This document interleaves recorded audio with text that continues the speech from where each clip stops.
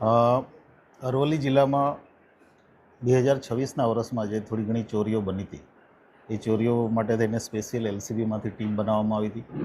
Technical cell જે already કાર્યરત છે એને વધારે પડતો એક્ટિવ કરવામાં આવ્યો હતો અને બાતમીદારોના નેટવર્કથી સમગ્ર ટીમે છેલ્લા લગભગ 1-1.5 મહિનાની મહેનતથી કુલ 150 જેટલા સીસીટીવીના પોઈન્ટ ચેક કરેલા છે. લગભગ 25 જેટલા સરદારો ચેક કરવામાં આવ્યા છે. એ ઉપરાંત અલગ અલગ ટાઈપના ટેકનિકલ ટૂલ્સ જે અમારી પાસે છે, જેમાં આઈસીજીએસ સિસ્ટમ છે, બીજી પ્રાઇવેટ એપ છે, ટાવર ડમ્પ છે, એના આધારે એક આરોપી મહારાષ્ટ્ર મુંબઈથી પકડી આવ્યા છીએ, જેનું નામ છે સિરાજ. એની સાથે બીજા એક આરોપી જે છે સલમાન કરીને, એ ભાવનગર ડિસ્ટ્રિક્ટમાં જેલમાં છે, અને એક આરોપી અમારે પકડવાનો બાકી છે જીગો કરીને. આ ત્રણેય જણા ભેગા થઈ અને ટોટલ 8 ચોરીઓ ચાલુ વર્ષમાં અલગ અલગ જિલ્લાઓમાં, જેમાં 3 ચોરી અરવલ્લી જિલ્લાની અને બાકીની અમદાવાદ રૂરલ, ભાવનગર અને મહીસાગર જિલ્લાની ચોરીઓ કબૂલ કરે છે. એક વ્હીકલ, એક બાઇક અને એ સિવાય રોકડા રૂપિયા એમ કરીને 2 લાખ જેટલો મુદ્દામાલ અમે કબજે કર્યો છે. આ જે આરોપીઓ છે એમાં મેઇન આરોપી જીગો કરીને છે, જે હજી અમારે પકડવાનો બાકી છે.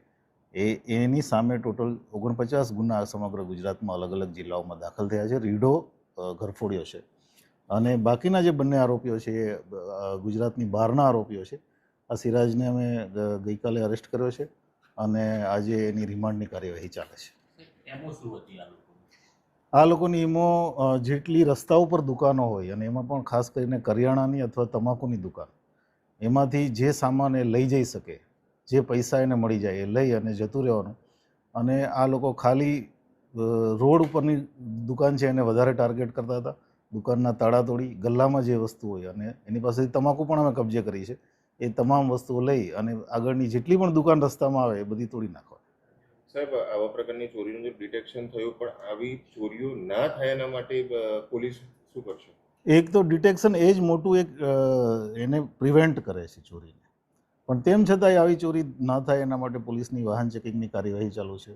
પોલીસનું જે નાઇટ પેટ્રોલિંગ છે એને સ્ટ્રેન્થન કરી રહ્યા છીએ. નાઇટમાં અજાણ્યા વાહનો કે અજાણ્યા ઇસમો આવે તો એની સામે કેસો કરી રહ્યા છીએ. પણ હું જે આપને કહી રહ્યો છું એ જ કે એમાં જેમ ડિટેક્શન વધશે એમ ચોરીઓ વધારે પ્રિવેન્ટ